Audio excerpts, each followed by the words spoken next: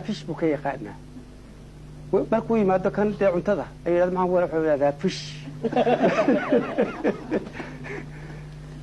fishkii ayuu qaati ka joogsaday wax ush carabahoo meelahan joogaa maalintii dambe u baabo isaga oo ayuu baabo mid cabeed si alla oo dhoofiyo degdegsan ayuu la kulmay kif xaalak yaa hala warbali war carabad haa warriyo ingiriisiga soo ma taqaanid haa shaw ninku wuxuu aad u jeclaa caanaha allaha hadduu alla yahay war caanaha waxaa ingiriisiga lagu yidhaahdo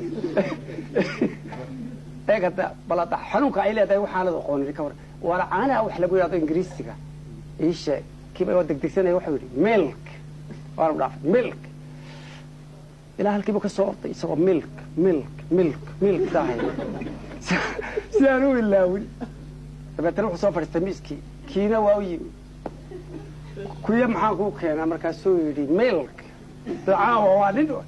kimin baa ku yidhi hotel col